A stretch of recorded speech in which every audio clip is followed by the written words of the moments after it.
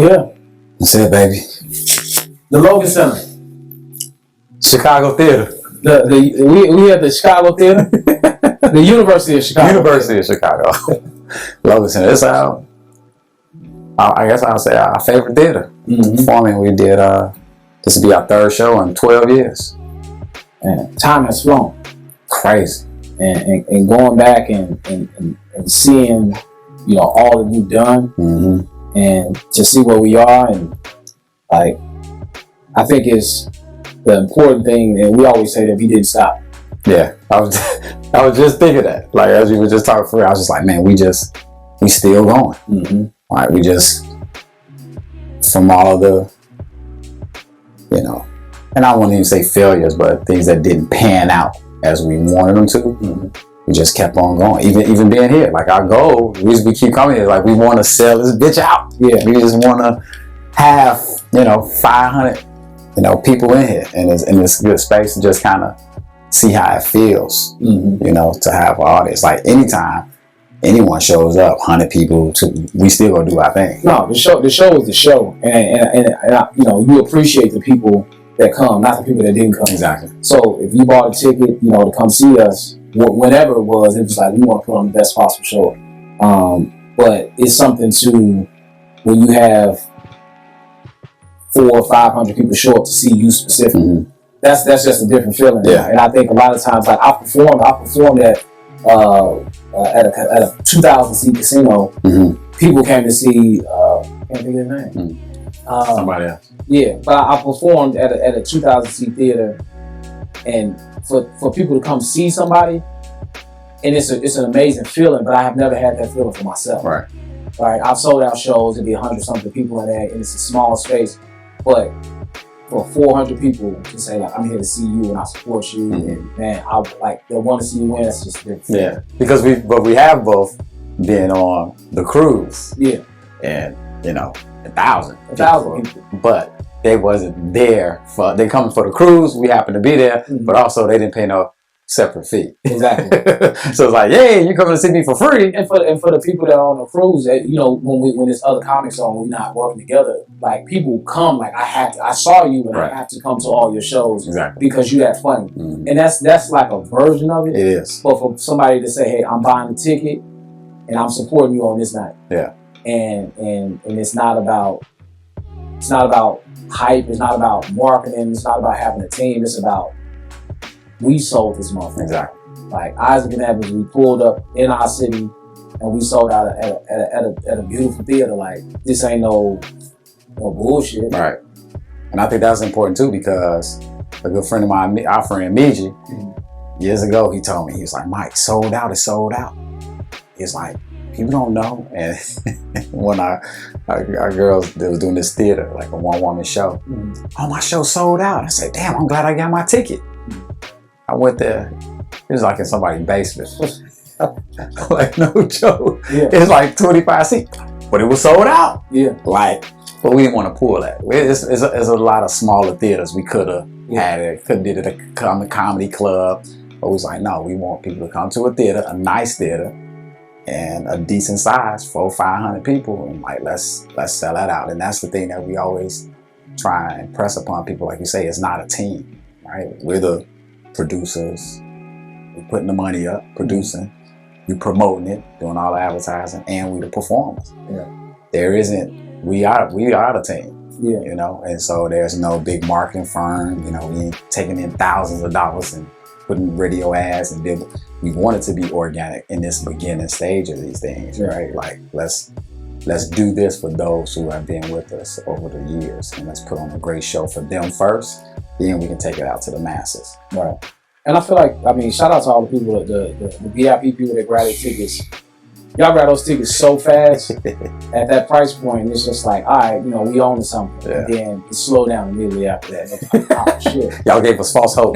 But thank you though. No, thank y'all. Because that's another thing. What is our worth? You know, we had said a long time ago, we ain't no more $20. We ain't no more $20 shows. No. Like, we're not paying $20 to see 25. Like, we're beyond that. So what about giving the experience to other people? What else can we provide for somebody that wants? You may have somebody that want to pay the least amount for a ticket. Like, oh, I don't really know who they are, but What about the super fan? What's the person like, yo, I want access to you. I want to be in the front. How much more can I pay for this? And this was our first time, you know, it's actually our first time producing together officially, like producing the show. So we just pulled out all the stops, you know, merchandise, right? VIP experience, premium seating, right? Different price points. So my father called me. He was like, hey, we got these tickets to see you. He didn't buy the tickets. Someone bought the tickets. We got these tickets to see you. The ticket was $100. I was like, man, $100, that's, you know, I mean, like, what, I mean, what's, you know, you say VIP. I feel like he's trying to say something, he's not saying it. And I'm like, I'm not going to give you, so, I mean, what's the issue? Right. It's VIP, they're $100. Yeah. He's like, yeah, I was just, you know, wondering, you know, if $100 seemed like a lot of money. I said, well, I mean, if you go to a Bulls game, you know, you pay, you know, $100 for some seats. I mean, they don't give you anything. Yeah. If you go see Kevin Hart or you go see anybody, they price is they price, and there's no conversation behind it. Right. And for me, are you saying that I'm not worth $100? No, I'm not saying you're not worth $100. I'm just saying, like, I want to know, like, what's included in the VIP. Right. I'm just like, I mean, well, you know, it's a VIP. You're gonna have a VIP experience, you know, without, you know, giving you too much detail. But I feel kind of insulted that you calling me, talking to me about $100 ticket. Like, now my father will show up to a show. Yeah. And he will eat, he will drink, he will reap all the benefits of being my father at a comedy show that I'm doing. Oh, that's Calvin, father. You got to pay for that. You good? He in the backstage. He having the time of his life. How many years he been doing this? Man, at least it kicked in probably about 5 years. That's what I was about to say. Where it was just like, all right, you know, like people like, oh man, hey, whatever, Calvin, hey, you're Calvin, you good, whatever you need. And it's like, you know, kind of getting that treatment. But I'm just like, nah, this is the one where it's like. Yeah. You know, cause so when I did the video, you know, no comps, all 2024. Right. You know, it was to be funny, you know, kind of play on the word like no comp, like nah, not competition, no free tickets. Yeah. But I think it's important that you know your value.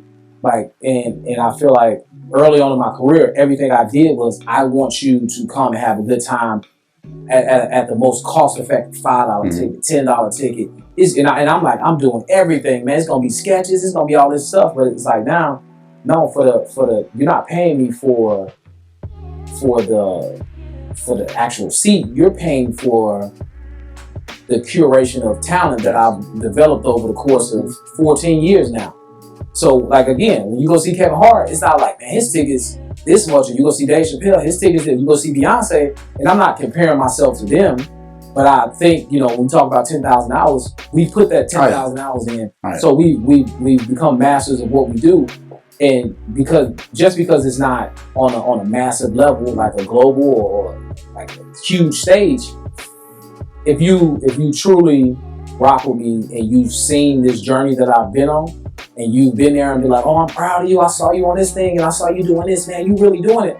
It's just like, all right, cool. Take that pride and apply to your credit card. Yeah. Hit that website. You know what I'm saying? And it's not that I'm like demanding, but it's like, this is what it is, like, from now on. Yeah. And that's important because no one's going to do that for us. Nobody going to say, you know what, man, I'm going to give you $100. If we charge a $50, they gonna give us the 50. Right. They'll buy 2, but they're not gonna put that worth on us the most, right? Like, you have some people like, man, you gotta up your prices, you know. But if that's what you charge, so we have to provide our worth, and I think that's what we're doing in the time frame that we've been building it up, you know. And you have the people that believe in you, like I say, the VIP, like they took them $100 tickets, like immediately was gone, like immediately. And those are people you don't have to sell, you know. But then it's also the people that don't know you as well or don't know what you provided, which is, you know, the idea behind the documentary, right? Let's show you what we've done. Your friend may tell you, oh, you should come to the show with me, or you might see it somewhere else. But it's like, oh, these guys have put in the time, you know, right? Because the only difference between you and I and then the famous or the successful is the teams that's behind them, the marketing dollars and, you know, the global mass appeal that they have through the different avenues. For us, it's just a matter of time right now. We're still comparable in the level that they are. But now it's just the amount of fan base that we have, that we're building upon. So we're going to keep doing the work. And that's why I tell people, I'm up there. You name anybody. I'm up there with them. Yeah. Like I'm just as funny, if not funnier than a lot of them. And all these things come up. Oh, what do you think about this? What do you think about this comedian? I said, well, I can tell you, I don't know him. But I know Calvin Evans. I can tell you about Calvin Evans. Yeah. And I can talk about people and that's what I feel with what we've been doing. It comes from a place of truth. Yeah. And that to me is pure. That's the pureness in stand-up comedy and in comedy in general that we've learned through all the different disciplines of acting, improvisation, Second City, and also stand-up is the truth in comedy. So I don't know how much of this guy that's on TV is telling the truth and how much of this is real experience. But I know Calvin, when you get up there and do a joke about, holy water. And Yeah. We had some conversations about that night, like, it's like, oh, he doing that whole thing. Like, so I'm dying even laughing. I'm laughing even hard because I know it's the level of truth that comes from that. And so I think that's, it is funny with parents because your dad is here. My dad is in Arizona. And our relationship is, being strained a little different than what you and your dad. So my dad owed me. You gotta get a plane ticket? He got a plane ticket, him, my stepmama, and then my cousins, they were like, first, we got 3 of them, Okay, so plane ticket and, but just really being behind because my dad actually was in the 80s trying to do the music industry, like with a band and everything. And he was the first one telling me, man, like this industry there's some crazy people here. They gonna want you to do all kind of stuff. And I was like, man, ain't nobody doing that no more. They doing that. And some more. My dad saved me. He saved me, boy, because I would have been up at them parties, boy. Like, wait, what? But yeah, I think it's real cool just the people that grow with us. And I know your dad, that's who he is, which is also just funny. But like you say, they've been with us and they also gonna be who they are. You know what I'm saying? Like, and those are the true fans. They're not trying to pretend. The first person who bought a ticket, shout out Aranita, my high school friend, man, I remember her from Happily Ever After, which was the first one that we did here in February 2014, I think it was. Yeah. And man, it was freezing. And how I remember, I clearly see Aranita's nose. She light skinned, red. She had a hood on. She came to her and her husband. She was like, only because it's you, Michael. And that's when I felt. I said, man, we can't do another show in February. Yeah. I haven't done a birthday in February for the last 30 years. Yeah, that's your birthday, but man, but those type of fans, like just to remember, like I'm coming, no matter, I'm gonna be there no matter what, But she's also doing it for the long haul. Like she's like, I'm waiting for the Chanel purses to give away, The Drake giveaways. Yeah, she wait for the good stuff. But I think it's always just fun, just having those people that have supported us through the time that kind of been on a journey with us. Like I always think of people that usually you see with like bands. I remember when they was performing here and doing all that. And I've never been like that type of person when it comes to music and or entertainment in general. Like, but being a fan of someone and then they keep it going. Like you really remember. So as much as it's for us, I really feel it's for them as well. Like we not owe it to them. That's a big, strong word. Oh, you owe somebody. But I feel like we really want to do it for them. Like we want to make it as big and as successful as we can be, so we can bring them on and be like, yeah, y'all all get Chanel purses. It should be a disclaimer about it. Everybody's not going to get Chanel purses. You bought a ticket. Editing. Michael was just talking about his friend Aaron. But man, this is what feels like should be a scary undertaking. The investment, renting out a theater, paying for promotion, paying for, everything that goes into producing the show. We talk about those 3 P's: production, promotion, and performance. And it's just the 2 of us, and our lives are still going on. Our lives are still going on in the midst of So I said to you earlier, it's like I'm not nervous. I'm not nervous. I believe in you. I believe in us. I believe in the people that support us, that believe in us. So there's no way we can fail. No. there's no way we can really fail. I mean, some of these tickets sold already, so you know, as long as we got our investment money back, we're gonna be all right. 90%, 10%. You know what I'm saying? We good. I still feel you. But seriously, like, you know, this is, to me, this is the next wave of what comedy should be. Mm-hmm. Because we see now that like the business of entertainment is in shambles. It is. It's in shambles. You know, you see TV shows getting canceled. You see, you know, agencies closing down. Like it's so much stuff happening behind the scenes. Yeah. And then you have social media, and it's like, oh, all these comedians, and then you go see them, you're like, it's not actually good. Right. And I feel like when people get back to going to places where comedy is actually curated and performed at a high level, then they'll be able to decipher, oh, this is entertainment and this is quality entertainment. Yeah, and even the fact, I mean, years ago in the book when we was getting into all the, you know, cell phones and emails and Google and internet and all this stuff, and it was like, man, everything is so high tech, you're missing the low touch, right? So now, it's nothing you even really touching anymore. Like it's these screens now, right? So the low touch of it is this, like, actually come. Everyone is getting so used to, like, I don't want you to watch my special on your 3.5-inch screen. Come, like, do you see how massive this is right now? There's no way watching this in your living room under your cover by yourself is going to be the same as even on a 60-inch television. True. Like the feel, the energy. When you hear people talking about, I was there tonight, the energy was electric. Like that's what we have to get back to, and you know, that's what I want this to be. Yeah, and that's what is going to be. And I think when people see that, we become the bar, even if it is something very funny on social media or on a movie screen or whatever.